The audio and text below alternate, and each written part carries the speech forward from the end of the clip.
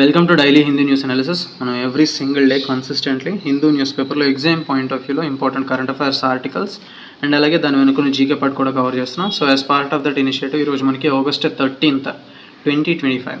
So ఈరోజు importance చూస్తే మనకి world organ donation day. So దాని గురించి ఎడిటోరియల్లో ఒక ఇంపార్టెంట్ ఆర్టికల్ వచ్చింది. సో అక్కడ క్లియర్గా చూద్దాం. And before starting the video give it a like. And అలాగే వీడియో ఎక్స్ప్లెనేషన్ మీద మీకు ఏమైనా డౌట్స్ ఉంటే కామెంట్ సెక్షన్లో కామెంట్ చేయండి. Definitely I will give reply. And అలాగే చాలామంది ఎడిటోరియల్ మొత్తం లైన్ టు లైన్ చదివి ఎక్స్ప్లెయిన్ చేయమని చెప్తున్నారు. ఇఫ్ ఇన్ కేస్ అలా చేసినట్లయితే వీడియో లెంతీగా వస్తుంది. So more than 1 hour definitely పడుతుంది. సో అంత time only for editorial invest చేయడం అనేది I think cost benefit ratio చాలా తక్కువగా ఉంటుంది. Except for UPSC, remaining other ఎగ్జామ్స్కి జస్ట్ మీరు సమ్మరీ తెలుసుకుంటే సరిపోతుంది. లేదంటే ఇంపార్టెంట్ వర్డ్స్ ఏమన్నా ఉంటే దాని మీనింగ్స్ తెలుసుకోవడం సరిపోతుంది. So that much enough. ఎవరైనా యూపీఎస్సీ ప్రిపేర్ అయిన వాళ్ళు ఉంటే మాత్రం డెఫినెట్లీ సో అవుట్ ఆఫ్ అన్ని ఎడిటోరియల్ ఆర్టికల్స్ చదవాల్సిన అవసరం లేదు. సో ఇంపార్టెంట్ ఎడిటోరియల్ ఆర్టికల్స్ ఎవరికి వాళ్ళే చదువుకుంటే ఎక్కువ బెనిఫిట్ అనేది ఉంటుంది వాళ్ళకి. Instead of listening to these summaries, so ఆ చిన్న ఎఫర్ట్ అనేది పెడితే definitely it will give lot more benefits for you. So that's what I have to say regarding this editorial explanation కోసం. అండ్ ఓవరాల్గా న్యూస్ పేపర్ అనేది under 30 minutes cover చేయడానికి మనం try చేస్తున్నాం కాబట్టి so hope you understand so our agenda of these videos. So ముందుగా ఈరోజు వచ్చిన హెడ్లైన్స్ చూస్తే మనకి first of all Israel causing famine, genocide unfolding in Gaza అని చెప్పేసి చెప్తున్నారు. ఇక్కడ Israel is causing famine in Gaza అని చెప్పేసి మీనింగ్ వస్తుంది మనకి. ఇక్కడ ఫెమైన్ మీనింగ్ ఇంపార్టెంట్ మనకి. సో ఫెమైన్ అంటే కరువు అని అర్థం వస్తుంది తెలుగులో. స్కర్సిటీ లేదంటే షార్టేజ్ ఆఫ్ ఫుడ్, సో క్షామం అని చెప్పేసి కూడా అనొచ్చు మనం తెలుగులో. సో ఫెమైన్ మీనింగ్ ఇంపార్టెంట్ మనకి, అంటే ఫుడ్ షార్టేజ్ ఉండడం. అండ్ నెక్స్ట్ ఇంపార్టెంట్ హెడ్లైన్ చూస్తే మనకి డేటా పాయింట్ అని చెప్పి India must count stray dogs before tackling menace, Delhi framing policies using 2016 estimates. So India definitely ముందు స్ట్రే డాగ్స్ ఏవైతే ఉన్నాయో అంటే వీధి కుక్కలు ఏవైతే ఉన్నాయో వాటిని కౌంట్ చేయాలి before getting ready to tackle this issue. So ఆ స్ట్రే డాగ్స్ ఇష్యూని ట్యాకిల్ చేసే ముందు కన్నా సో వాటి కౌంట్ అనేది ముందు మనం చేయాలి. 2016 ఎస్టిమేట్స్ ఏవైతే కౌంట్ ఉందో దాన్ని బేస్ చేసుకొని ఇప్పుడు పాలసీస్ ఫ్రేమ్ చేస్తున్నారు ఢిల్లీలో. సో ఫస్ట్లీ మనం కౌంట్ అనేది చేయాలి అని చెప్పేసి ఇక్కడ హెడ్లైన్ ఇచ్చారు. దీని గురించి క్లియర్గా లోపల ఆర్టికల్లో చూద్దాం. నెక్స్ట్ ఇక్కడ ఒక పిక్చర్ ఇచ్చారు మనకి, నాట్ హిస్ డే అని చెప్పేసి ఒక ఎలిఫెంట్ పిక్చర్ ఇచ్చారు. ఎందుకంటే August 12th is celebrated as మనకి world elephant day. So world elephant day celebrate చేసుకుంటాం కాబట్టి ఆగస్ట్ 12th 2025 ఇయర్కి థీమ్ ఏంటంటే మనకి మ్యాట్రియార్క్స్ అండ్ మెమరీస్. ఎందుకంటే మ్యాట్రియార్క్స్ అంటే సో విమెన్ అంటే ఫీమేల్ ఎలిఫెంట్స్ ఏవైతే ఉంటాయో సో అవే ఈ ఏనుగు గుంపుల్ని లీడ్ చేస్తాయి. సో దే ఆర్ వెరీ చెప్పాలంటే యానిమల్స్లో so smartest and intelligent animals అని చెప్పొచ్చు.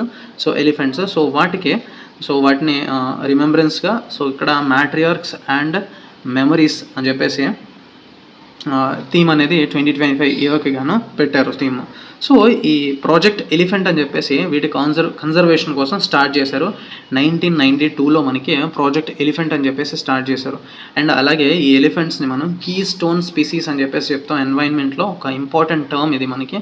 కీ స్టోన్ స్పీసీస్ అంటే నథింగ్ బట్ ఒక ఎంటైర్ ఎకోసిస్టమ్ని సపోర్ట్ చేసే ఒక స్పీసీస్ అని అర్థం. సో టోటలీ ఎకోసిస్టమ్ ఎలా సపోర్ట్ చేస్తుంది అంటే డెఫినెట్లీ ఈ ఎలిఫెంట్స్ పాస్ అయ్యే పాత్ ఏదైతే ఉంటుందో సో అక్కడ ఒక పాత్ అనేది క్రియేట్ చేస్తూ ఉంటాయి. అండ్ ఇవి కూడా సీడ్ డిస్పర్సల్స్కి ఉపయోగపడతాయి. ఎందుకంటే ఒక దగ్గర ఇవి తిన్న సీడ్స్ ఇంకొక దగ్గర సీడ్ డిస్పర్సల్కి ఆ మూమెంట్కి ఉపయోగపడతాయి. సో అలా ఈ ఫ్లోరా అండ్ ఫోనా అనేది అభివృద్ధి చెందుతుంది ఆ ఎకోసిస్టంలో. అండ్ దాంతోపాటుగా కూడా వాటర్ పాట్ హోల్స్ లాగా క్రియేట్ చేస్తాయి ఇవి. ఎలా అంటే సో ఇవి హ్యూజ్ వెయిట్ ఉంటాయి కాబట్టి సో వర్షం పడే టైంలో ఇవి ఆ పాత్లో నడిచేటప్పుడు సో అక్కడ సమ్ పాట్ హోల్స్ లాగా తయారవుతాయి. సో వాటి మీద ఈ ఫ్రాగ్స్ కానీ ట్యాడ్పోల్స్ ఇట్ లాట్ ఆఫ్ ఇన్సెక్ట్స్ కానీ ఆ వాటర్ బాడీస్ చిన్న వాటర్ హోల్స్ మీద ఆధారపడి బ్రతుకుతాయి. సో లాట్ ఆఫ్ ఎకోసిస్టమ్ని సపోర్ట్ చేస్తాయి ఈ స్పీసీస్ అనేవి. సో దాన్ని మనం కీ స్టోన్ స్పీసీస్ అని చెప్పేసి అంటాం. అండ్ ఈ వరల్డ్ ఎలిఫెంట్ డే చూస్తే మనం పర్టికులర్లీ 2012 నుంచి జరుపుకుంటున్నాం. అండ్ ఇక్కడ ఆమ్చాంగ్ వైల్డ్ లైఫ్ శాంచురీ అని చెప్పి ఇచ్చారు. ఆమ్చాంగ్ వైల్డ్ లైఫ్ శాంచురీ మనకి అస్సాంలో ఉంది, అంటే అవుట్స్కర్ట్స్ ఆఫ్ గువాహటి అంటే అస్సాంలో ఉంది మనకి ఆమ్చాంగ్ వైల్డ్ లైఫ్ శాంచురీ. అండ్ మీకు క్వశ్చన్ ఏంటంటే మనకి రీసెంట్లీ మనం చదువుకున్నాం వరల్డ్ ట్రైబల్ డే వచ్చేసి చదువుకున్నాం, అండ్ వరల్డ్ ఎలిఫెంట్ డే చదువుకున్నాం, అండ్ ఇంకొక యానిమల్ డే కూడా మనకి ఇక్కడ ఆగస్ట్ మంత్లోనే జరుపుకున్నాం, రీసెంట్లీ జరిగింది. సో అదేంటో కామెంట్ సెక్షన్లో కామెంట్ చేయండి. అండ్ నెక్స్ట్ ఇంపార్టెంట్ ఆర్టికల్ చూస్తే మనకి Lok Sabha speaker sets in motion process to remove high court judge. So ఇక్కడ లోక్సభ స్పీకర్ అయిన ఓం బిర్లా, సో ఈయన మోషన్ ప్రాసెస్ అనేది మూవ్ చేశారు హైకోర్టు జడ్జిని రిమూవ్ చేయడానికి. ఎందుకంటే ఈ హైకోర్టు జడ్జి ఎవరైతే ఉన్నారో యశ్వంత్ వర్మ అని చెప్పేసి, ఈయన రెసిడెన్స్లో అంటే ఆయన ఉన్న ఇంట్లో హాఫ్ బర్న్ట్ కరెన్సీ నోట్స్ అనేవి బయటపడ్డాయి. సో వాళ్ళ ఇంట్లో ఒక మంటలు చెలరేగినప్పుడు ఈ హాఫ్ బర్న్ట్ కరెన్సీ నోట్స్ అనేవి బయటపడడంతో సో ఆయన మీద కేసు అనేది నమోదైంది. దాని తర్వాత సో ఇన్ హౌస్ ప్రోబ్ అనేది జరిగింది సుప్రీంకోర్టులో, headed by previous chief justice of India ఎవరంటే సంజీవ్ ఖన్నా. క్లియర్లీ ఈయన రిమూవ్ చేయాలి అని చెప్పేసి క్లియర్లీ చెప్పారు. అండ్ ఈయన క్లియర్లీ అప్పుడు ఈ యశ్వంత్ వర్మ ఎవరైతే ఉన్నారో ఈ ప్రస్తుతం ఇప్పుడు అలహాబాద్ హైకోర్టు జడ్జి కింద ఉన్నారో, సో ఈయన ఇంతకుముందు ఢిల్లీలో ఉండేవాళ్ళు. వెంటనే ఈ కేసు అనేది నమోదు అవ్వగానే ఆయన అక్కడి నుంచి అలహాబాద్కి ట్రాన్స్ఫర్ చేశారు. అండ్ అదే విధంగా అదే టైంలో ఈ సంజీవ్ ఖన్నా ఎవరైతే చీఫ్ జస్టిస్ ఉన్నారో ఆయన్ని మీరు రెసిగ్నేషన్ ఇచ్చేయండి, లేదంటే ఇంపీచ్మెంట్ ప్రొసీడింగ్స్ మీరు ఫేస్ చేయాల్సి వస్తుంది అని చెప్పేసి వార్న్ చేశారు. అయినా సరే ఈయన రెసిగ్నేషన్ అనేది ఇవ్వలేదు. సో ఇంపీచ్మెంట్ ప్రొసీడింగ్స్ కోసం అప్పటి నుంచి కూడా ఈ కేసు అనేది నడుస్తూ ఉంది. సో ఇప్పుడు according to this section 3 clause 2 of judges enquiry act ప్రకారం, సో 1968 ఈ యాక్ట్ ప్రకారం ఆ process of this removal of judge follow అవుతున్నారు. అండ్ దాంతోపాటుగానే ఇక్కడ 146 మెంబర్స్ సైన్ చేసిన ఒక మోషన్ని సో లోక్సభ స్పీకర్ అనేది పాస్ చేశారు అండ్ టేకప్ చేశారు. అండ్ అలాగే 3 member ఎంక్వైరీ కమిటీని ఫామ్ చేశారు to probe his charges. So ఆయన మీద ఒక రిపోర్ట్ అనేది ఇస్తుంది, ఈ కమిటీ అనేది రిపోర్ట్ ఇస్తుంది. దాని తర్వాత మళ్ళీ అది పార్లమెంట్లో ప్రవేశపెడతారు. సో ఇక్కడ చెప్తూ the facts connected in the present case point towards corruption and are eligible for action as per article 124, 217, 218 అని చెప్పేశారు of the constitution of India. So ఈ ఆర్టికల్స్ ఏంటో మనం క్లియర్లీ చూద్దాం. ఇప్పుడు మనకి ఆర్టికల్ 124 చూస్తే మనకి establishment of supreme court and composition of supreme court, అంటే సుప్రీం కోర్టులో ఎంతమంది న్యాయవాదులు ఉండాలి అండ్ అలాగే వాళ్ళ టెన్యూర్ ఎంత అండ్ రిమూవల్ ప్రాసెస్ ఏంటి అండ్ ఎలా అపాయింట్ చేయాలి అని చెప్పేసి సో క్లియర్లీ ఆర్టికల్ 124లో ఉంటుంది. That is all about 124 article. And article 217 చూస్తే మనకి హైకోర్టు జడ్జ్ అపాయింట్మెంట్ కానీ ఆఫీస్ కండిషన్స్ కానీ ఆర్టికల్ 217లో క్లియర్లీ మెన్షన్ చేస్తుంటాయి. అండ్ ఆర్టికల్ 218 చూస్తే మనకి ఏదైతే ఆర్టికల్ 124 clause 4 and 5 ఏంటంటే అవి removal of a judge and అలాగే investigation of this corruption charges. So ఈ 2 క్లాజ్లు కూడా హైకోర్టు జడ్జెస్కి కూడా ఎక్స్టెండ్ అవుతాయి. వెరాజ్ సుప్రీంకోర్టుకి జడ్జెస్కి ఏవైతే ఉన్నాయో అవి హైకోర్టు జడ్జెస్కి కూడా వర్తిస్తాయి అని చెప్పేసి ఆర్టికల్ 218లో క్లియర్లీ మెన్షన్ చేస్తున్నాయి. So as per these articles ఈ కేసు పాయింట్ అనేది మేము టేకప్ చేసామని చెప్పేసి లోక్సభ స్పీకర్ అయిన ఓం బిర్లా చెప్పారు. అండ్ నెక్స్ట్ ఆర్టికల్ చూస్తే మనకి ZPTC bypolls marred by sporadic violence అని చెప్పేసి ఇక్కడ ఇచ్చారు. సో జడ్పీటీసీ ఎలక్షన్స్ అనేవి జరుగుతున్నాయి. సో పులివెందుల కాన్స్టిట్యుయెన్సీ అండ్ అలాగే సమ్ అదర్ కాన్స్టిట్యుయెన్సీలో 2 కాన్స్టిట్యుయెన్సీలో జడ్పీటీసీ బైపోల్స్ అనేవి జరుగుతూ ఉన్నాయి. సో ఇక్కడ చూస్తే మ్యార్డ్ బై స్పొరాడిక్ వైలెన్స్, దీని మీనింగ్ ఇంపార్టెంట్. మ్యార్డ్ అంటే స్పాయిల్డ్. సో ఈ జడ్పీటీసీ బైపోల్స్ అనేవి కొంచెం గందరగోళానికి గురయ్యాయి. అంటే spoiled by this sporadic violence, అంటే అక్కడక్కడ చిన్న వైలెన్స్ రిలేటెడ్ సిచ్యువేషన్స్ అనేవి ఏర్పడడంతో సో అవి కొంచెం అలజడికి లోన్ అయ్యాయి అని చెప్పేసి బైపోల్స్ అని చెప్పేసి ఇక్కడ మీనింగ్ వస్తుంది మనకి.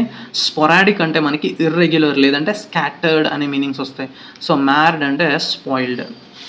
అండ్ నెక్స్ట్ ఇంపార్టెంట్ ఆర్టికల్ చూస్తే మనకి retail inflation at 8-year low of 1.55% in July. So retail inflation is nothing but ఇంకొక పేరే దీనికి మనకి కన్జ్యూమర్ ప్రైస్ ఇండెక్స్ అని చెప్పేసి అంటాం.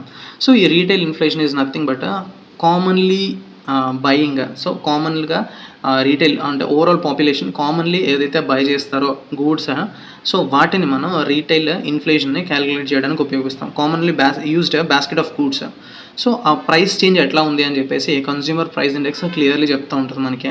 సో 8-year లో టైమ్గా ఉంది ఆ ఫిగర్ అనేది. 8-year లో ఫిగర్ అనేది నమోదైంది జూలైలో అని చెప్తున్నారు. అండ్ సో దాట్ ఇక్కడ మనకి చూస్తే food and beverages so price అనేది తగ్గడంతో సో ఓవరాల్గా ఈ రీటైల్ ఇన్ఫ్లేషన్ మనకి తగ్గింది అని చెప్పేసి చెప్తున్నారు. సో ఇక్కడ మనకి ఇంపార్టెంట్ థింగ్ ఏంటంటే మనకి కన్జ్యూమర్ ప్రైస్ ఇండెక్స్ మనకి మనకి నేషనల్ స్టాటిస్టికల్ ఆఫీస్ అనేది రిలీజ్ చేస్తుంది. This office is under this ministry of statistics and programme implementation. So very important. And next చూస్తే మనకి gross tax receipts dip 3.9% squeezed by rise in refunds. So gross tax receipts అంటే ఇక్కడ ఓవరాల్గా చూస్తే మనకి in direct tax collections ఏవైతే ఉన్నాయో అవి ఆగస్ట్ 11th వరకు చూస్తే ఈ ఫినాన్షియల్ ఇయర్లో 1.9% కాంట్రాక్షన్ అనేది జరిగింది. అండ్ గ్రాస్ ట్యాక్స్ రిసిప్ట్ చూస్తే మనకి 3.9% డిప్ అనేది వచ్చింది అని చెప్తున్నారు. సో ఇక్కడ ఫిగర్స్ అనేవి ఇంపార్టెంట్ కాదు మనకి, ఎస్పెషలీ చూస్తే మనకి నాన్ కార్పొరేట్ ట్యాక్స్ అని చెప్పేసి ఇక్కడ వచ్చింది కదా. Non corporate tax collections have fallen to 4.43 crore అని చెప్పేసి ఇచ్చారు. సో ఇక్కడ నాన్ కార్పొరేట్ ట్యాక్స్లోకి ఏంటేంటి వస్తాయి, ఆ కేటగిరీలో ఏమేమి ఇంక్లూడ్ అయి ఉంటాయి అని చూద్దాం. సో నాన్ కార్పొరేట్ ట్యాక్స్లో మనకి taxes paid by individuals and అలాగే Hindu undivided families and firms కానీ, అసోసియేషన్స్ ఆఫ్ పర్సన్స్ కానీ, and bodies of individuals, local authorities, artificial juridical persons. So వీళ్ళందరూ కూడా సో నాన్ కార్పొరేట్ ట్యాక్స్ కలెక్షన్స్లోకి ఎవరైతే పే చేస్తారో ట్యాక్సెస్ని, సో అవి అందులోకి కన్సిడర్ చేయబడతాయి. So apart this corporate tax అని చెప్పేసి ఉంటుంది. So corporate tax is nothing but corporations, companies ఏవైతే ఉంటాయో సో అవి పే చేసే ట్యాక్స్. సో ఈ నాన్ కార్పొరేట్ ట్యాక్స్ అనేది తగ్గింది అని చెప్తున్నారు. And up to August 11th వరకు చూస్తే మనకి. అండ్ ఇది ఎందుకు తగ్గిందంటే హయ్యర్ రీఫండ్స్. సో ఎక్కువ మంది రీఫండ్స్కి అప్లై చేసుకోవడం వల్ల, సో ఆ రీఫండ్స్ అనేవి పర్సంటేజ్ అనేది ఎక్కువ ఉండడం వల్ల ఈ ఓవరాల్ కలెక్షన్స్ అనేవి కొంచెం డిప్ అనేది మనం చూసామని చెప్పేసి ఇక్కడ ఇచ్చారు. అండ్ నెక్స్ట్ ఆర్టికల్ చూస్తే మనకి centre gives an order for 468 crore semi conductor unit in Andhra Pradesh. So ఈ క్లియర్లీ మనకి 4 సెమీ కండక్టర్ యూనిట్స్ అనేవి స్టార్ట్ చేయబోతుంది సెంట్రల్ గవర్నమెంట్. సో అందులో ఒకటి ఏపీ గవర్నమెంట్కి అలొకేట్ చేశారు. So with an allocation of 468 crores. So ఇది మనకి ఈ సెమీ కండక్టర్ మ్యానుఫ్యాక్చరింగ్ ఫెసిలిటీ అనేది కొలాబరేషన్ విత్ సౌత్ కొరియాతో సో దీన్ని స్టార్ట్ చేయబోతున్నారు. And union minister of electronics and IT Ashwini Vaishnav clearly ఆ క్యాబినెట్ అప్రూవ్ చేసింది అని చెప్పేసి క్లియర్లీ అనౌన్స్ చేశారు. అండ్ నెక్స్ట్ ఆర్టికల్ చూస్తే మనకి people must adopt promote sustainable habits says governor. So ఇక్కడ అబ్దుల్ నజీర్, మన ఏపీ గవర్నర్ అయిన అబ్దుల్ నజీర్, సో ఈయన AP climate action plan and అలాగే Amaravati plastic free city campaign అని చెప్పేసి స్టార్ట్ చేశారు. ఈ రెండు కూడా లాంచ్ చేశారు.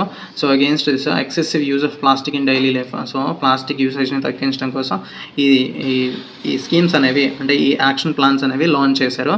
అండ్ అలాగే దానిలో భాగంగానే people must adopt and promote sustainable హ్యాబిట్స్ని డెవలప్ చేసుకోవాలి, ప్రమోట్ చేయాలి అని చెప్పేసి ఇక్కడ స్టేట్మెంట్ అనేది ఇచ్చారు. అండ్ నెక్స్ట్ ఆర్టికల్ చూస్తే మనకి government approves on gratuity maternity leave for ASHAs. So ఇక్కడ ఆశా వర్కర్స్ అని చెప్పేసి మనం ఎప్పుడు వింటూనే ఉంటాం. So ASHA workers full form ఏంటంటే మనకి accredited social health activists. So ASHA వర్కర్స్కి క్లియర్లీ సో ఈ ప్రస్తుతం గవర్నమెంట్ అప్రూవ్ చేసింది gratuity and paid maternity leave and అలాగే రిటైర్మెంట్ ఏజ్ కూడా పొడిగించింది కాబట్టి సో అవి క్లియర్లీ ఇచ్చారు మనకి. ఇక్కడ gratuity is nothing but payment of gratuity act అని చెప్పేసి 1972లో మనకి ఒక యాక్ట్ ఉంటుంది.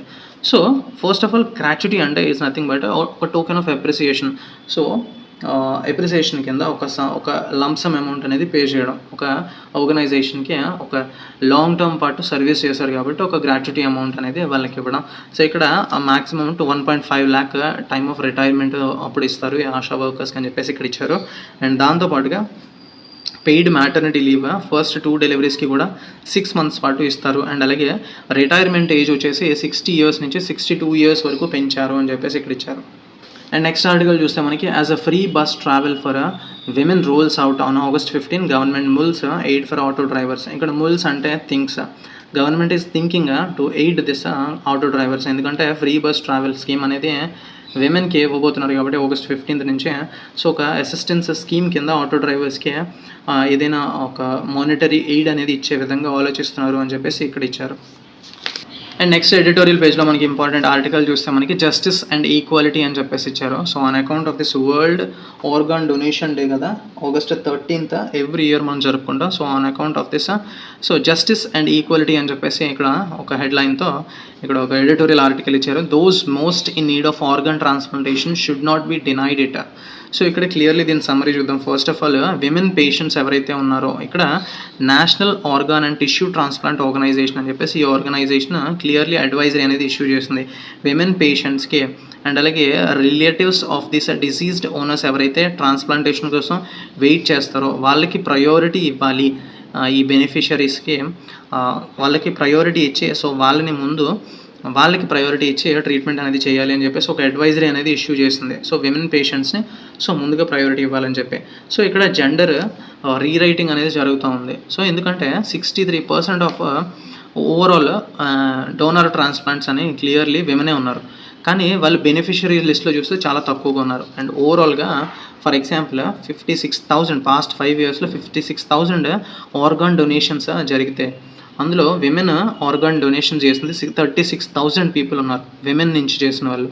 కానీ బెనిఫిషియరీస్ లిస్ట్లో చూస్తే మనకి వాళ్ళకి 17,000 పీపుల్ మాత్రమే బెనిఫిట్ అయ్యారు వెరాస్ ఫ్రమ్ విమెన్. సో ఇక్కడ లాట్ ఆఫ్ జెండర్ గ్యాప్ అనేది ఉంది.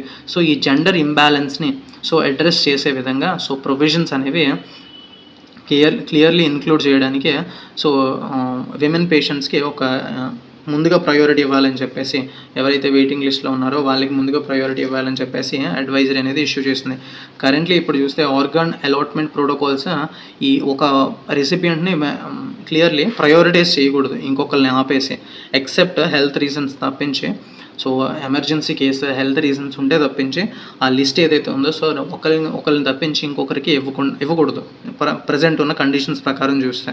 So and therefore no provisions to prioritise women కానీ నియర్ రిలేటివ్స్ ఆఫ్ ఎవరైతే ఇంతకుముందు డోనర్స్ కింద చేశారో, ఇప్పుడు మన ఆర్గాన్స్ మనం డొనేట్ చేసినప్పుడు సో మన రిలేటివ్స్కి కానీ ఒకవేళ ఫ్యూచర్లో కానీ అవసరమైతే సో వాళ్ళకి ప్రయారిటీ ఇవ్వడం అనేది ఇప్పుడు అడ్వైజరీలో ఒక క్లియర్లీ ఇచ్చారు.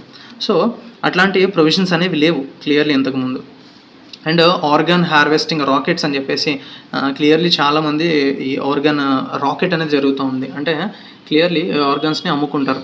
సో ఒక సిండికేట్ కింద ఫామ్ అయ్యి ఈ ఆర్గాన్స్ డొనేషన్స్ ఏవైతే తీసుకొని సో వాటిని హై ప్రైస్కి ఓపెన్ మార్కెట్లో సెల్ చేస్తూ ఉంటారు. So that is illegal. And participative process అనేది మనం తీసుకురావాలి ఇందులో. And limited pool of organs అనేవి ఉన్నాయి ప్రస్తుతం. ఈ యాక్సెస్ అనేది వైడన్ చేయాలి, లాట్ ఆఫ్ ఆర్గాన్స్కి దీన్ని వైడన్ చేయాలి. అండ్ దాంతోపాటు కూడా principle of not denying anyone whose need for an organ is the greatest and based on health parameters is always adhered to. So simply ఎవరికైతే ఆర్గాన్ అనేది తప్పనిసరిగా ఇంపారేటివ్ అంటే తప్పనిసరి అవుతుందో సో హెల్త్ పారామీటర్స్ని బేస్ చేసుకొని డెఫినెట్లీ వాళ్ళకి ఇచ్చే విధంగా, వాళ్ళకి డినై చేయకుండా వాళ్ళకి ఆర్గాన్ ట్రాన్స్ప్లాంటేషన్ చేసే విధంగా అలాంటి ప్రిన్సిపల్స్ని ఎప్పటికీ కూడా మనం ఫాలో అవుతూ ఉండాలి అని చెప్పేసి ఇక్కడ ఇచ్చారు. అండ్ దాన్ని బేస్ చేసుకొని ఇక్కడ క్లియర్లీ ఇంకొక ఎడిటోరియల్ ఆర్టికల్ వచ్చింది మనకి, clear the myths, recognise organ donation as a lifeline అని చెప్పేసి ఇచ్చారు. So it is nothing but ఈ ఆర్టికల్ మొత్తం కూడా ఆర్గాన్ డొనేషన్స్ చేయడానికి యువత కానీ అందరూ కూడా ముందుకు రావాలి అని చెప్పేసి క్లియర్లీ దాని వెనుకున్న మిత్స్ని క్లియర్ చేస్తూ ఒక ఆర్టికల్ అనేది వచ్చింది. క్లియర్లీ దీన్ని కూడా సమ్మరీ చూద్దాం. అండ్ ఇప్పుడు ప్రస్తుతం చూస్తే ఇండియాలో మోర్ దెన్ 500,000 పీపుల్ చనిపోతూ ఉన్నారు lack of suitable donor organs లేక. క్లియర్లీ 500,000 పీపుల్ ఎవ్రీ ఇయర్ చనిపోతూ ఉన్నారు. అండ్ ఇండియన్ ఆర్గాన్ డొనేషన్ చూస్తే మనకి పెర్ మిలియన్ పాపులేషన్కి 0.8 మాత్రమే ఉంది. సో ఆర్గాన్ డొనేషన్ రేట్ అనేది. అదే యుఎస్ స్పెయిన్లో చూస్తే 45 ఉంది, ఓవర్ 45 ఉంది పెర్ మిలియన్ పాపులేషన్కి. అండ్ ఇది డెఫినెట్లీ కూడా ప్రివెంటబుల్ ఫ్యాటిలిటీ మాత్రమే ఇది. సో డెఫినెట్లీ ఇది మనం ప్రివెంట్ చేయొచ్చు if in case lot of people come forward to so organ donations చేయడానికి ముందుకు వస్తాయని చెప్పేసి ఇక్కడ ఇచ్చారు. అండ్ ఈ ఫ్యామిలీస్కి మనం హెల్ప్ చేయాలి టు ఓవర్కమ్ దేర్ ఫియర్స్. ఎందుకంటే లాట్ ఆఫ్ మిత్స్ అనేవి ఉన్నాయి దీని రిలేటెడ్. సో అందులో ఒకటి ఏంటంటే first of all misconceptions, lot of myths అనేవి ఉన్నాయి. ఆర్గాన్స్ డొనేట్ చేస్తే తిరిగి ఆర్గాన్స్ తీసుకున్న తర్వాత డిస్ఫిగర్ చేసి ఇస్తారు ఆ బాడీని. లాస్ట్ ఏవైతే అంత్యక్రియలు ఏదైతే ఉంటాయో అవి చేయడానికి సరిగ్గా బాడీ ఉండదు, క్లియర్లీ డిస్లొకేటెడ్ పొజిషన్స్లో ఇస్తారు అని చెప్పేసి అలాంటి ఒక మిత్ అనేది ఉంది. కానీ ఇక్కడ రియాలిటీ చూస్తే మనకి ఆర్గాన్ రిట్రీవల్ చేసినప్పుడు అట్మోస్ట్ కేర్ అండ్ రెస్పెక్ట్తో చేస్తారు. డోనర్స్ అపియరెన్స్ ఏది మారకుండా క్లియర్లీ ఫైనల్ సెరమనీ ఏదైతే చేసుకునే విధంగా క్లియర్లీ అలానే బాడీని తిరిగిస్తారు అని చెప్పేసి ఇక్కడ చెప్తున్నారు. అండ్ దాంతోపాటుగా స్పిరిచువల్ వాల్యూస్ని కొన్ని రిలీజియన్స్లో క్లియర్లీ దానికి ఎక్కువ వాల్యూ ఇస్తారు కాబట్టి దాన్ని కూడా బేస్ చేసుకుని ఒక కంపాషనేట్ గ్రౌండ్స్తో క్లియర్లీ ఆర్గాన్ రిట్రీవల్ అనేది జరుగుతూ ఉంటుంది. అండ్ హాస్పిటల్ స్టాఫ్ అనేది కొన్ని హాస్పిటల్ స్టాఫ్ క్లియర్లీ ప్రిమేచ్యూర్గా బ్రెయిన్ డెత్ అని చెప్పేసి కేసెస్ అనేవి ముందుగానే చెప్పేస్తూ ఉంటారు. ఎందుకంటే ఈ ఆర్గాన్స్ని హార్వెస్ట్ చేసుకుని అంటే తర్వాత వేరే వాళ్ళకి అమ్ముకోవడానికి ఇట్లాంటి ఒక సిండికేట్ ఫామ్ అవుతూ ఉంది. సో అందులో కూడా అట్మోస్ట్ కేర్ అనేది డెఫినెట్లీ లీగల్ పరంగా అండ్ క్లినికల్ ఫ్రేమ్వర్క్ అనేది క్లియర్లీ ఉంది. అండ్ స్ట్రిక్ట్ ఇంప్లిమెంటేషన్ కూడా క్లియర్లీ ఉంది అని చెప్పేసి. అండ్ అలాగే ఇవి ఎవరికైతే బ్రెయిన్ డెత్ అనేది ఉంటుందో వాళ్ళకి ఇర్రివర్సిబుల్ న్యూరలాజికల్ డెత్ అని చెప్పేసి కన్ఫర్మ్ అయితే మాత్రమే సో వాళ్ళ దగ్గర నుంచి ఆర్గాన్ డొనేషన్ అనేది ఇన్ కేస్ వాళ్ళకి ఓకే అయితే ఆర్గాన్ రిట్రీవల్ అనేది చేస్తారు. And issue of age and health and age పరంగా కూడా సమ్ మిత్స్ అనేవి ఉన్నాయి. ఇక్కడ ఏంటంటే యంగ్ పీపుల్ మాత్రమే డొనేట్ చేయొచ్చు అని చెప్పి ఒక మిత్ అనేది ఉంది. ఇక్కడ అలా కాదు, ఓల్డర్ పీపుల్ కూడా డొనేట్ చేయొచ్చు. ఎందుకంటే కిడ్నీస్, లివర్ సెగ్మెంట్స్, లంగ్స్ కానీ అండ్ కార్నియాస్ ఇట్లాంటి కొన్ని పార్ట్స్ ఓల్డర్ డోనర్స్ కూడా ఎవరైతే నేచురల్ కాజెస్తో చనిపోతారో, ఇఫ్ ఇన్ కేస్ అంటే వేరే డిసీజెస్తో కాకుండా నేచురల్ కాజెస్తో చనిపోతారో వాళ్ళ దగ్గర నుంచి తీసుకునే అవకాశం ఉంటుంది. వాళ్ళకి కూడా ఉపయోగపడతాయి అని చెప్పేసి, సో దట్ వాళ్ళ వల్ల కొత్త లైవ్స్ అనేవి ఇంప్రూవ్ చేయొచ్చు మనం అని చెప్పేసి ఇక్కడ ఇచ్చారు. అండ్ దాంతోపాటుగా ఈ అవేర్నెస్ క్యాంపెయిన్స్ అనేవి సోషల్ మీడియాలో కానీ, ఆడియో విజువల్ క్యాంపెయిన్స్ టెలివిజన్లో కానీ అండ్ డోనర్ ఫ్యామిలీస్ ఎవరైతే ఉన్నారో వాళ్ళని కూడా మనం ఎడ్యుకేట్ చేయాలి. అండ్ కమ్యూనిటీ వర్క్ షాప్స్ కానీ అండ్ వాళ్ళ క్వశ్చన్స్ ఏవైతే ఉంటాయో దీని మీద అప్రహెన్షన్స్ ఏవైతే ఉన్నాయో వాటిని క్లియర్ చేసే విధంగా medical protocols and funeral rights అన్ని క్లియర్లీ ఎలా జరుగుతాయి ఏంటి అని చెప్పేసి వాళ్ళకు ఒక డిస్కషన్ ఫారమ్స్ అనేవి మనం క్రియేట్ చేయాలి. అండ్ డొనేషన్ అవేర్నెస్ స్కూల్స్లోని, కాలేజెస్లోని అండ్ కరిక్యులంలో కూడా మనం ఎంబైబ్ చేయాలి, వాళ్ళ లెసన్స్లో పెట్టాలి ఇది. And peer to peer education promote చేయాలి. అండ్ హెల్త్ కేర్ ప్రొఫెషనల్స్ ముందు ఉండాలి ఈ ఆర్గాన్ డొనేషన్కి. సో వాళ్ళని చూసి కొంతమంది ఇన్స్పైర్ అవుతారు. అండ్ కంపాషనేట్ కన్వర్జేషన్స్ అనేవి ఆ ఫ్యామిలీస్ ఎవరైతే పొటెన్షియల్ డోనర్స్ ఉంటారో వాళ్ళ ఫ్యామిలీస్తో కంపాషనేట్గా కాన్వర్జేషన్స్ అనేవి జరిపే విధంగా ట్రైనింగ్ సెషన్స్ అనేవి ఇవ్వాలి ఈ హెల్త్ కేర్ ప్రొఫెషనల్కి. అండ్ పబ్లిక్ కాన్ఫిడెన్స్ని మనం ఎన్ష్యూర్ చేయాలి. సో దాని విధంగానే we should bridge this massive gap between organ సప్లైకి డిమాండ్కి చాలా గ్యాప్ ఉంది. సో దాన్ని మనం బ్రిడ్జ్ చేయాలి. అండ్ పాలసీ రీఫార్మ్స్ కానీ గ్రాస్ రూట్స్ ఎంగేజ్మెంట్ ద్వారా సో వాళ్ళు ముందుకు వచ్చేలాగా మనం రోబస్ట్ ఫ్యామిలీ సపోర్ట్ సిస్టమ్స్ని కానీ రిడ్రెసల్ మెకానిజమ్స్, గ్రీవెన్స్ రిడ్రెసల్ మెకానిజమ్స్ని మనం ఎన్ష్యూర్ చేయాలి to ensure this public confidence and అలాగే ఎథికల్ ఓవర్ సైట్లో చూస్తే. అండ్ ఈ ఆర్గాన్ డొనేషన్ అనేది జస్ట్ మెడికల్ ప్రొసీడ్యూర్ కింద చూడకూడదు, ఒక చారిటీ కింద చూడాలి, ఒక యాక్ట్ ఆఫ్ చారిటీ కింద చూడాలి. అండ్ ఎవరైతే ఎండ్ స్టేజ్ డిజీజ్ చనిపోయే అంచుల్లో ఉంటారో సో వాళ్ళకి ఆర్గాన్ ట్రాన్స్ప్లాంటేషన్ చేస్తే డెఫినెట్లీ అదొక లైఫ్ లైన్, మళ్ళీ ఒక పునర్జన్మ ఇచ్చినట్టు అవుతుంది. So on the eve of this world organ donation day, so let us all pledge to embrace this cause as a shared responsibility అని చెప్పేసి ఈ ఆర్టికల్ ఇచ్చారు. సో ఇక్కడ important thing world organ donation day August 13th every year we celebrate. And next article చూస్తే మనకి dogs and laws urban local bodies need funding for shelters and sterilisation drives అని చెప్పి ఇక్కడ ఇచ్చారు. ఇక్కడ సింప్లీ సో సుప్రీంకోర్టు ఆర్డర్ అనేది ఇచ్చింది. So ఢిల్లీలో ఎవ్రీ మున్సిపాలిటీకి ఎవ్రీ స్ట్రీట్ డాగ్ని సో వితిన్ 8 weeksలో దాన్ని కలెక్ట్ చేసి సో వాటిని ఒక షెల్టర్స్లో బంధించాలి, మళ్ళీ వీధిలో వదలకూడదు అని చెప్పేసి ఒక ఆర్డర్ అనేది ఇచ్చింది. సో ఇక్కడ చూస్తే it is nothing but over riding this administrative lethargy. So administration సరిగ్గా పనిచేయట్లేదు కాబట్టి జ్యుడిషియల్ ఆర్డర్ అనేది ఇచ్చింది. సో ఓవర్ రైడ్ చేస్తూ అడ్మినిస్ట్రేటివ్ పవర్స్ని అని చెప్పేసి ఇక్కడ ఇచ్చారు. అండ్ ఢిల్లీలో ప్రాపర్ కౌంట్ అనేది లేదు. ఢిల్లీ రఫ్లీ ఎవ్రీ ఇయర్ కూడా 30,000 డాగ్ బైట్స్ అనేవి క్లియర్లీ మనం మార్క్ అనేది చూస్తూ ఉన్నాం. 30,000 డాగ్ బైట్ కేసెస్ అనేవి రిజిస్టర్ అవుతా ఉన్నాయి ఎవ్రీ ఇయర్. స్టిల్ అక్కడ చూస్తే కౌంట్ మాత్రం ఓవరాల్ డాగ్స్ అనేవి అంతగా లేవు.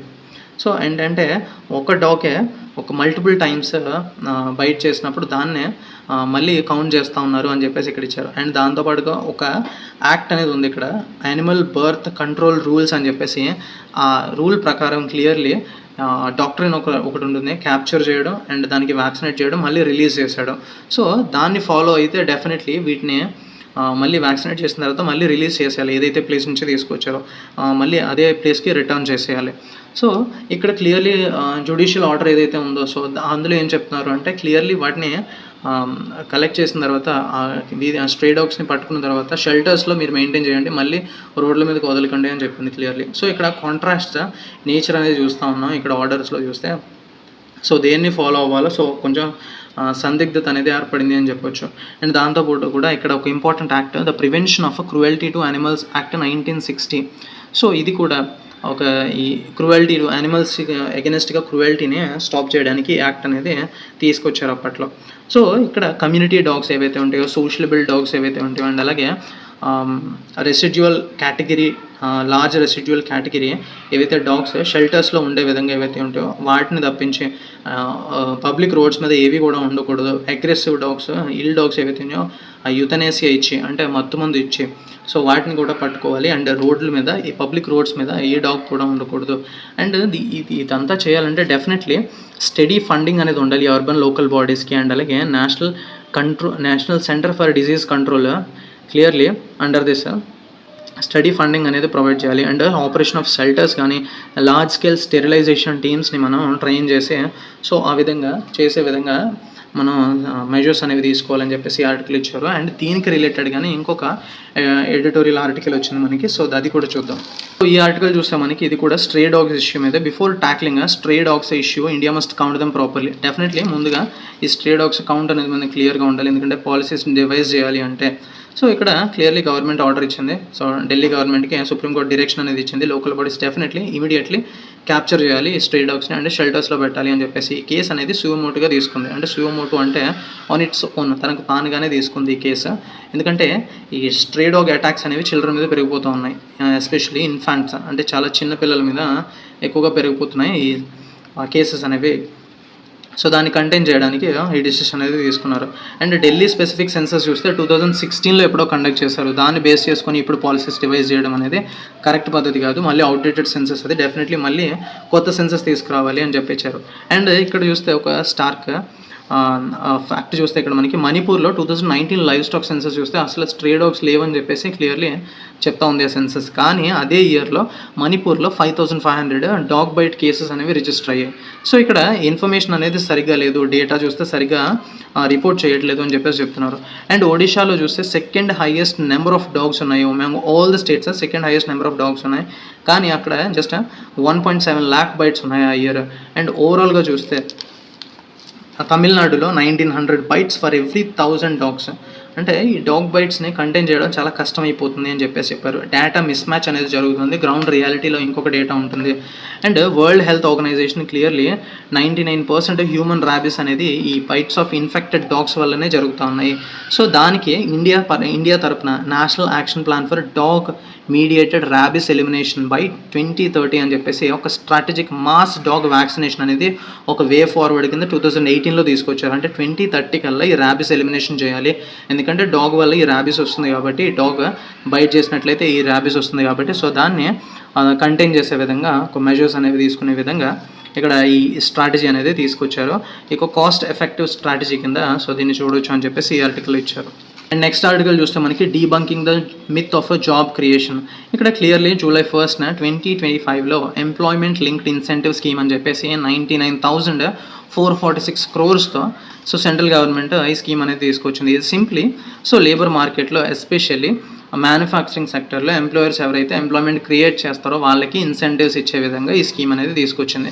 కానీ ఇక్కడ ప్రాబ్లమ్స్ విత్ ద స్కీమ్ ఏంటంటే మనకి ఇవి లేబర్ మార్కెట్ని అప్రోచ్ అయ్యేటప్పుడు ఎంప్లాయర్ సెంట్రిక్గా ఉంటున్నాయి. ఎందుకంటే ఇక్కడ లాట్ ఆఫ్ పీపుల్ మ్యానుఫ్యాక్చరింగ్ సెక్టర్లో ఉండట్లేదు, ఇన్ఫార్మల్ సెక్టర్లో ఉంటున్నారు. ఫార్మల్ సెక్టర్ కన్నా ఇన్ఫార్మల్ సెక్టర్లోనే, అగ్రికల్చర్లోని అండ్ అలాగే ఇన్ఫార్మల్ సర్వీసెస్లోని లాట్ ఆఫ్ పీపుల్ ఎంప్లాయ్మెంట్ చేయబడి ఉన్నారు. అండ్ ఎకనామిక్ సర్వే ప్రకారం చూస్తే ఓన్లీ 8% గ్రాడ్యుయేట్స్ సో ఎవరైతే వాళ్ళు చదువుకున్న చదువుకి సమానంగా జాబ్స్ అనేవి చేస్తూ ఉన్నారు. And over 53% graduates and 36% post graduates and semi skilled కానీ లేదంటే వాళ్ళు చదువుకున్న దానికన్నా అండర్ ఎంప్లాయ్మెంట్గా చేస్తూ ఉన్నారు. అండ్ వేజ్ అవుట్కమ్స్ కూడా చూస్తే మనకి 4% ఆఫ్ గ్రాడ్యుయేట్స్ మాత్రమే 4 to 8 lakh per annum సంపాదిస్తున్నారు. రిమైనింగ్ 46% సో లో స్కిల్ జాబ్స్లో less than 1 lakh ఎర్న్ చేస్తూ ఉన్నారు. This is clearly the indication of inefficiency of India's education to employment pipeline. So ఎడ్యుకేషన్కి ఎంప్లాయ్మెంట్కి సంబంధం లేకుండా చేస్తున్నారు ఇక్కడ జాబ్స్ అనేవి. And workers lack the skills, ఎందుకంటే ఇండస్ట్రీకి ఏదైతే స్కిల్స్ కావాలో అవి లేకుండా పోతున్నాయి వీళ్ళ దగ్గర. అండ్ 4.9% ఆఫ్ ఇండియన్ యూత్ మాత్రమే జస్ట్ ఫార్మల్ వొకేషనల్ ట్రైనింగ్ అనేది తీసుకోగలిగారు. సో వాళ్ళకే ఇవ్వగలిగాం మనం గవర్నమెంట్. అండ్ ఈ ప్రస్తుతం ఈ ELI స్కీమ్ ఏదైతే ఉందో, ఎంప్లాయ్మెంట్ లింక్డ్ స్కీమ్ ఏదైతే ఉందో, ఇది EPFO రిజిస్టర్ దగ్గర ఎవరైతే రిజిస్ట్రేషన్ అయ్యి ఉన్నారో ఆల్రెడీ సో వాళ్ళు మెయింటైన్ చేస్తూ ఉన్నారు. ఈ EPFO సో ఇంప్లిమెంటేషన్ ఆర్గాన్ కింద పనిచేస్తూ ఉంటుంది. సో ఇక్కడ ఇన్ఫార్మల్ సెక్టర్లో పనిచేసే వాళ్ళకి EPFO అకౌంటే ఉండదు. సో వాళ్ళకి ఈ సోషల్ సెక్యూరిటీ నార్మ్స్ అనేవి డెఫినెట్లీ వాళ్ళకి వర్తించవు. ఫార్మల్ కాంట్రాక్ట్స్ ద్వారా వాళ్ళు పనిచేయరు. అండ్ స్టేబుల్ ఎంప్లాయ్మెంట్ ప్రొటెక్షన్ అనేది కూడా ఉండదు ఎవరైతే ఉంటారో. సో ఇదేంటంటే ఫార్మల్ సెక్టర్లో స్టేట్ సపోర్ట్ ఇన్సెంటివ్స్తో ఎవరైతే ఆల్రెడీ ఫార్మల్ సెక్టర్లో ఉన్నారో వాళ్ళనే సపోర్ట్ చేసే విధంగా ఉంది. అండ్ ఇన్ఫార్మల్ సెక్టర్లో అగ్రికల్చర్లో కానీ ఇన్ఫార్మల్ సర్వీసెస్లో చేసే వాళ్ళకి ఇది మొండి చేయి చూపించింది. ఇది డిస్గైజ్డ్ అన్ఎంప్లాయ్మెంట్ని పెంచే విధంగా ఉంది అని చెప్పేసి ఇక్కడ ఇచ్చారు. ఇక్కడ డిస్గైజ్డ్ అన్ఎంప్లాయ్మెంట్ అంటే is nothing but for example agriculture అని చెప్పొచ్చు. ఏంటంటే నలుగురు చేసే పని అక్కడ 8 మంది చేస్తారు. ఇక్కడ ప్రొడక్టివిటీ ఇష్యూ అనేది వస్తుంది. సో దాన్ని మనం డిస్గైజ్డ్ అన్ఎంప్లాయ్మెంట్ అని చెప్పేసి అంటాం. Where people appear to be employed but are in fact not contributing to output. So నలుగురు చేసే పని 8 మంది చేస్తారు. సో అక్కడ 8 మందికి ఎంప్లాయ్మెంట్ కల్పించినట్టు ఉంటుంది కానీ ప్రొడక్టివిటీ అనేది అంత మొత్తంలో బయటికి రాదు. సో దాన్ని మనం డిస్గైజ్డ్ అన్ఎంప్లాయ్మెంట్ అని చెప్పేసి అంటాం. సో ఇక్కడ దానివల్ల లో ప్రొడక్టివిటీ కానీ లో వేజెస్ కానీ సో బయటకు వస్తాయి. అండ్ న్యూ ఎంప్లాయ్మెంట్ కింద ఈ స్కీమ్ ప్రకారం ఇప్పుడు ఆల్రెడీ ఎంప్లాయర్స్ ఎవరైతే ఉన్నారో కంపెనీస్ ఏవైతే ఉన్నాయో ఆల్రెడీ ఉన్న ఎంప్లాయీస్నే మళ్ళీ న్యూ ఎంప్లాయీస్ కింద రీలేబులింగ్ చేసి సో ఈ సబ్సిడీస్ని క్లెయిమ్ చేసుకుంటారు. ఇట్లాంటి పద్ధతులు కూడా చాలామంది చేస్తారు. అండ్ దాంతోపాటు కూడా దిస్ ఈజ్ ఇంక్రీజ్డ్ ఆటోమేషన్ పెరిగిపోయింది, క్యాపిటల్ ఇంటెన్సిటీ కానీ ఈ మ్యానుఫ్యాక్చరింగ్ సెక్టర్లో ఆటోమేషన్ పెరిగిపోయింది. అండ్ మీ మ్యానుఫ్యాక్చరింగ్ సెక్టర్ ఇప్పుడు చూస్తే మనకి less than 13% ఆఫ్ టోటల్ ఎంప్లాయ్మెంటే చేస్తూ ఉంది. And remaining agriculture services all together 70% of work force అందులోనే ఉన్నారు. సో బల్క్ మేజర్లీ ఎవరైతే అక్కడ ఉన్నారో వాళ్ళని టార్గెట్ చేయకుండా సో లెస్ పీపుల్ ఎవరైతే ఎక్కడైతే ఉంటారో less percentage of total employment అక్కడ మ్యానుఫ్యాక్చరింగ్ సెక్టర్ని టార్గెట్ చేస్తూ ఉంది ఈ scheme. And particularly women, rural youth, informal వర్కర్స్ని వీళ్ళని దృష్టిలో పెట్టుకొని స్కీమ్ అనేది డెఫినెట్లీ డిజైన్ చేయలేదు. And what could be the alternative అని చెప్పేసి ఇక్కడ ఇచ్చారు. సో ఇండియాస్ అన్ఎంప్లాయ్మెంట్ క్రైసిస్ని డెఫినెట్లీ దాన్ని మనం అడ్రస్ చేయాలి. అంటే స్ట్రక్చరల్ ఇన్ఈక్వాలిటీస్ లేబర్ మార్కెట్లో ఏవైతే ఉన్నాయో సో దాన్ని మనం అడ్రస్ చేయాలి. అండ్ దాంతోపాటు కూడా we should address this skill development and improve job quality and social security పెంచాలి వాళ్ళకి. అండ్ స్కిల్లింగ్ కానీ ఎడ్యుకేషనల్ రీఫార్మ్స్లో మనం ఇన్వెస్ట్మెంట్ చేయాలి టు బెనిఫిట్ దిస్ లో స్కిల్డ్ వర్కర్స్కి బెనిఫిట్ అనేది వస్తుంది దానివల్ల. And short term employment generation కన్నా లాంగ్ టర్మ్ ఎంప్లాయ్మెంట్ జనరేషన్ మీద మనం ఎక్కువ ఫోకస్ చేయాలి. అండ్ ఎన్హాన్స్డ్ ప్రొడక్టివిటీ, దానివల్ల మనకి ప్రొడక్టివిటీ ఎన్హాన్స్ అవుతుంది. And without compromising this labour రైట్స్ని కాంప్రమైజ్ అవ్వకుండా అండ్ బార్గెనింగ్ పవర్ డెఫినెట్లీ ఈ పీపుల్కి ఉండే విధంగా మనం long term sustain employment opportunities మీద ఎక్కువగా ఫోకస్ చేయాలి. సో దట్ మనకి equitable and sustainable development strategy అనేది మనం క్రియేట్ చేయగలుగుతాం అని చెప్పేసి ఇక్కడ ఇచ్చారు. నెక్స్ట్ ఆర్టికల్ చూస్తే మనకి SC questions potentiality of abuse of BNSS section 152. ఈ బిఎన్ఎస్ అంటే భారతీయ న్యాయ సంహిత. ఇందులో మనకి ఆ సెక్షన్ 152 కింద ఇంతకుముందు IPC Indian penal code section 124A ఏదైతే సెడిషన్ యాక్ట్ ఏదైతే ఉందో సో దాన్ని రీరైట్ చేస్తూ ఇందులో ఇంక్లూడ్ చేశారు అని చెప్పేసి ఇక్కడ ఇచ్చారు. మనకి సెక్షన్ 152లో కొత్తగా మనకి రీరైట్ చేసిన భారతీయ న్యాయ సంహితలో ఏదైతే సావరెంటీ ఆఫ్ ఇండియా అండ్ అలాగే యూనిటీ అండ్ ఇంటిగ్రిటీ ఆఫ్ ఇండియాకి భంగం కలిగించే విధంగా స్పీచెస్ ఏవైతే ఉంటాయో ఏవైతే యాక్ట్స్ ఏవైతే ఉంటాయో దానికి వ్యతిరేకంగా సో వాటిని పనిషబుల్ అఫెన్సెస్ కింద సో అండర్ దిస్ సెక్షన్ 152 కింద సో వాళ్ళని సో అరెస్ట్ చేయొచ్చు. అండ్ కేదార్నాథ్ సింగ్ కేసులో క్లియర్లీ సెక్షన్ 124A కింద సో ఎవరినైనా అరెస్ట్ చేయొచ్చు అంటిల్ క్లియర్ ప్రూఫ్ ఉంటేనే మాత్రమే అని చెప్పేసి కేదార్నాథ్ సింగ్ కేసులో క్లియర్లీ చెప్పారు.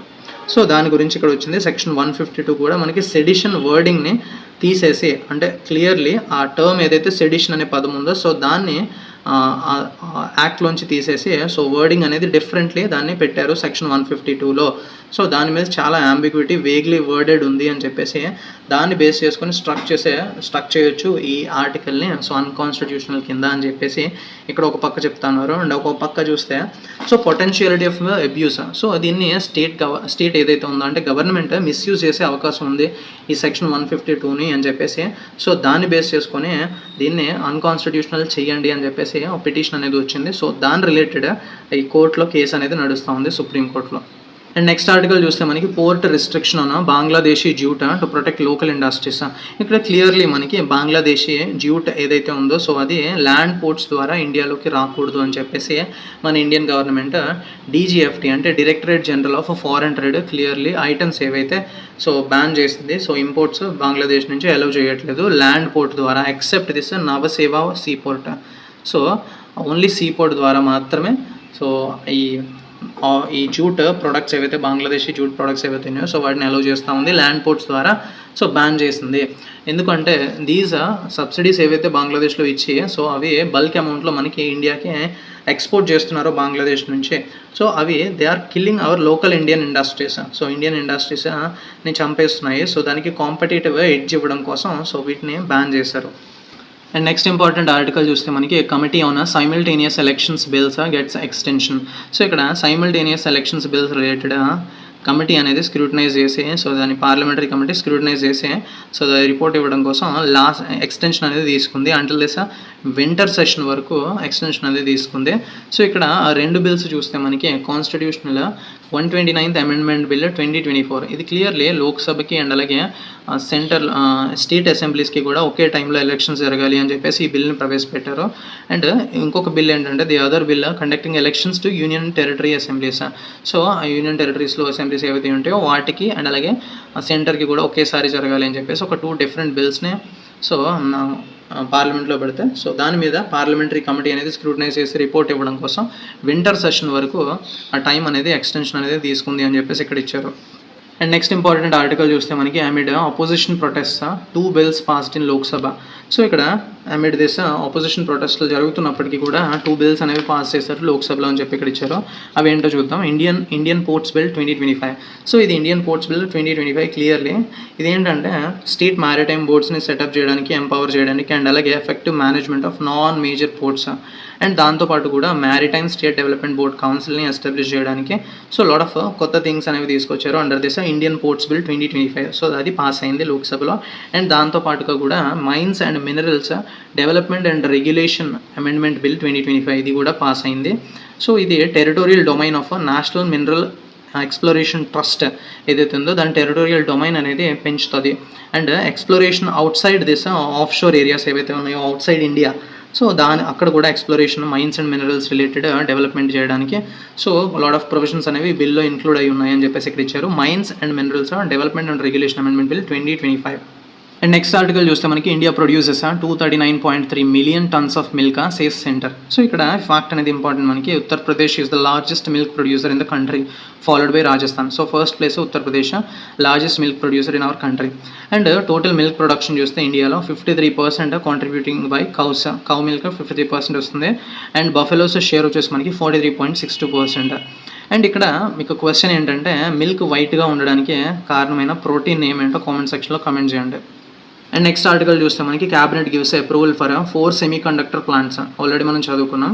ఒడిశాలో 2 సెమీ కండక్టర్ ప్లాంట్స్ రానున్నాయి అండ్ అలాగే పంజాబ్లో 1 అండ్ ఆంధ్రప్రదేశ్లో 1.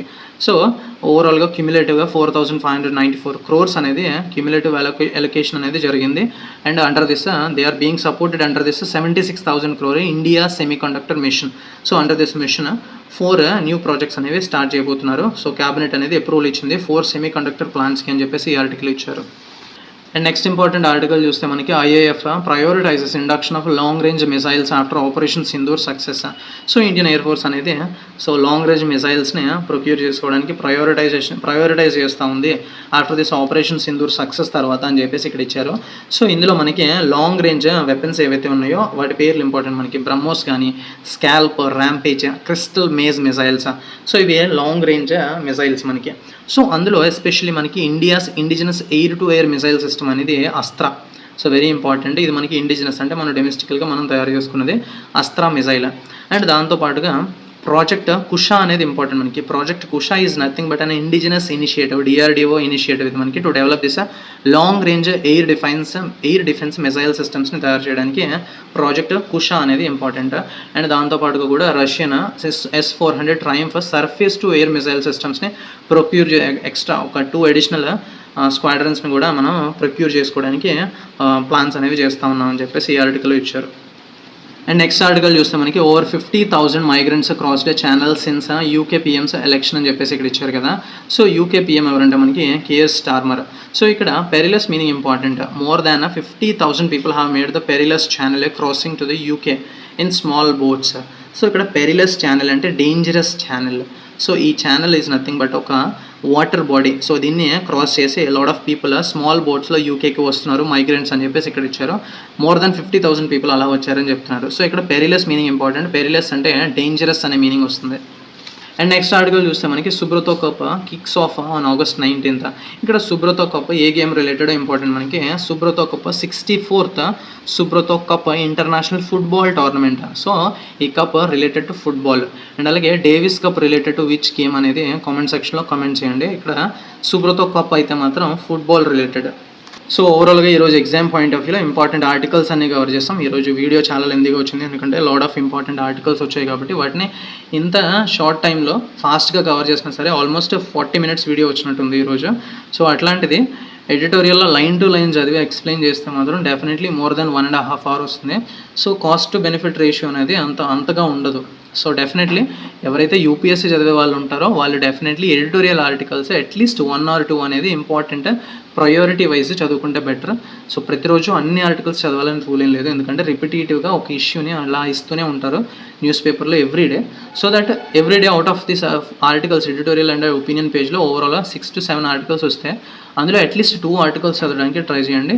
So and make sure that ఏదైతే ఇష్యూ మీరు చదువుతున్నారో అది నెక్స్ట్ డే రిపీటెడ్లీ వస్తే దాన్ని స్కిప్ చేసి ఏదైతే కొత్త ఇష్యూ వచ్చిందో దాని గురించి చదవడానికి ప్రయత్నించండి. ఫర్ ఎగ్జాంపుల్ ఈరోజు చూస్తే మనకి ఆర్గాన్ డొనేషన్ రిలేటెడ్ ఆర్టికల్స్ వచ్చాయి.